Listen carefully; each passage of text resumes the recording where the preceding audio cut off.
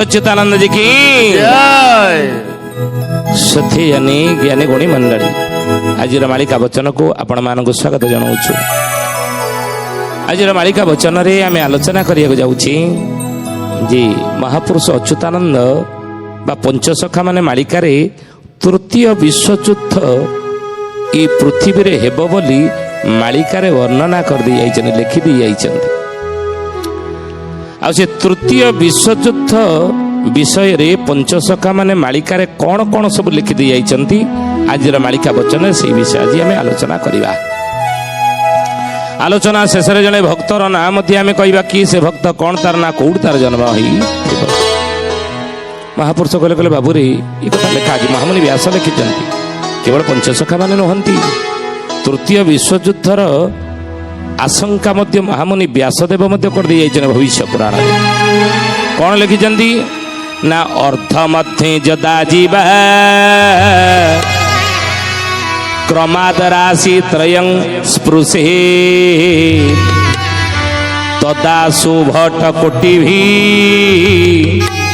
प्रेतपूर्ण वसुंधरा। व्यास लिखिले भविष्य पुराण रे कहले जदि एक वर्ष मध्य जीव बा बृहस्पति एक क्रम तीनटी राशि स्पर्श करते ना तेबे कोटि कोटि उत्कृष्ट सैन्य मानकर विनाश संसार हुई बा कोटि कोटि सैन्य मृत्यु मुखरे पड़ती आ भयंकर या महाभयंकर युद्धर सूचना दी ध्यान देवी कथा उपर जदि एक वर्ष मध्य बृहस्पति एक क्रम ध्यान देवे ज्योतिष शास्त्री माने को भल भाव जानी एक क्रम तीनटी राशि जदि बृहस्पति स्पर्श करें ना ताले सेते बेले कोटि कोटि सैन्य मानकर मृत्यु हो जा आउ या महाभयंकर युद्धर सूचना दी बोली व्यास लिखिले।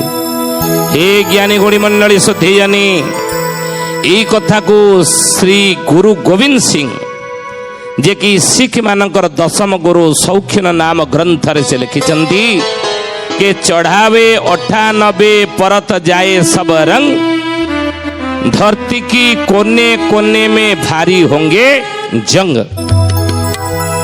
कहले चढ़ावे 98 परे तापरे कौन हबो ना धरती कले पृथ्वीर कोने कोने चारिआडे भारी होंगे जंग कहले युद्ध प्रबल हबो। अच्युतानंद महापुरुष या समर्थन देइछन जाईफुल मालिका रे कहले हाँ हाँ युद्ध हबो।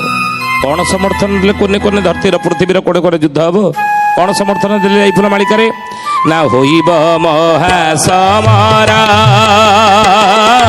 देश देश मध्य अति प्रबल जे पृथ्वी होई जीवनार खार सुजाने जे पृथ्वी होई जीवनार खार सुजाने जे पृथ्वी होई जीवनार खार सुजाने जे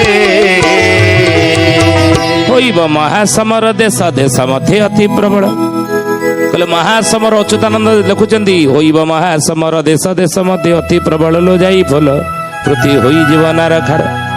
तर महापुरुष कहले देश देश भीतर युद्ध हब धरती की कोने कोने में होंगे भारी जंग लिखिचंदी गुरु गोविंद सिंह सिखकर दशम गुरु बुझिले पचारि पड़ता।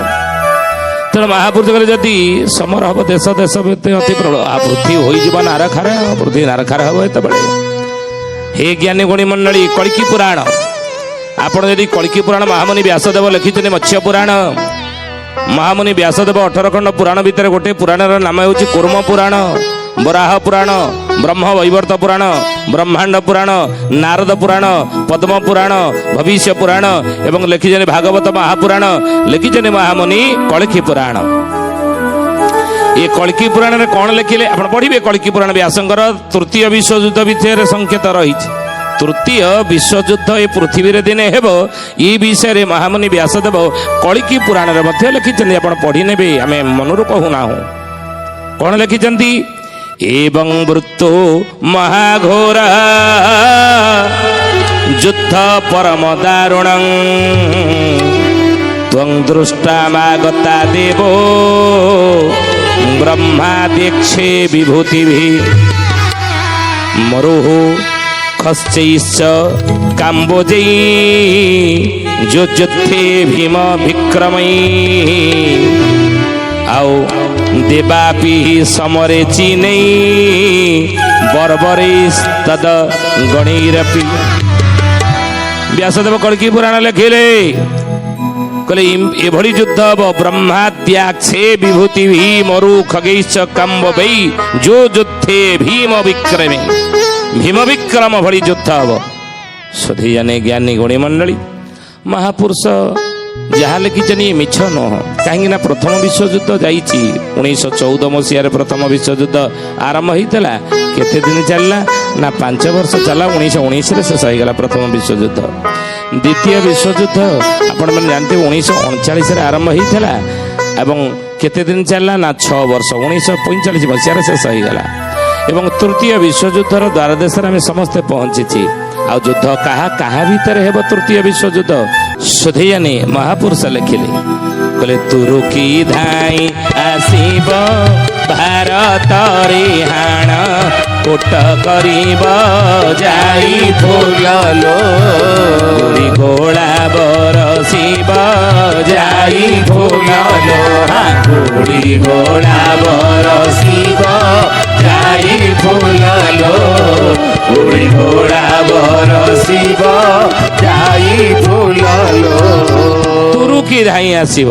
ତୁର୍କୀ ମାନେ ଧାଇଁ ଆସିବେ ଭାରତରେ ହାଣ କଟ କାଟ କରିବେ।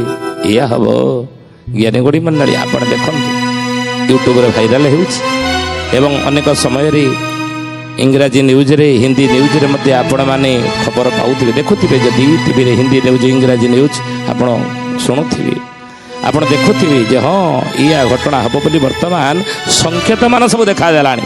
ତୁର୍କୀ ମାନେ ଭିତରକୁ ମାଡ଼ି ଆସିବେ, ତୁର୍କୀ ସୈନ୍ୟ ମାଡ଼ି ଆସିବେ, ଭାରତରେ ହାଣ କାଟ କରିବେ, ଗୁଡ଼ି ଗୋଳା ବରସିବେ। ମହାପୁରୁଷ ଲେଖିଛନ୍ତି ଯାଇ ଫୁଲ ମାଳିକାରେ। ପୁଣି କ'ଣ କହିଲେ?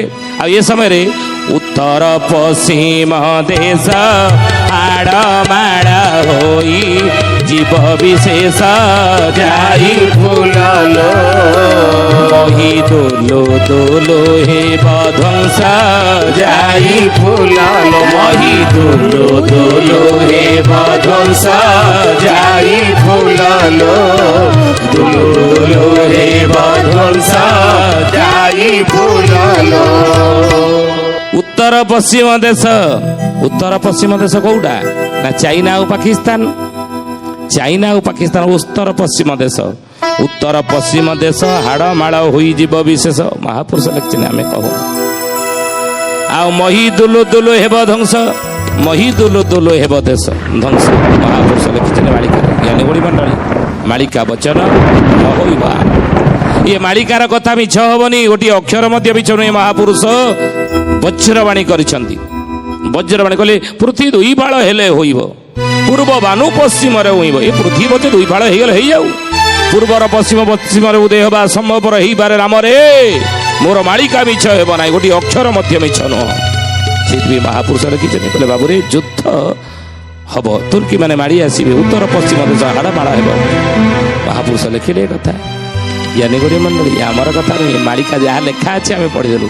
ଆପଣ କହିବେ କାହିଁ କହିଥିଲେ କାହିଁ ହେଲାନି? ଏ ହେଲାନି କ'ଣ ଆମେ ତାକୁ ଲେଖିଛୁ? ଆମେ କହିବେ ମାଳିକାର ଆଲୋଚନା କରୁଛେ, ଯାହା ଲେଖା ହେଇଛି ତାକୁ ଆମେ ତର୍ଜମା କରୁଛେ ବା ତାକୁ ଆଲୋଚନା କରୁଛେ ବା ତାକୁ ବ୍ୟାଖ୍ୟା କରୁଛେ।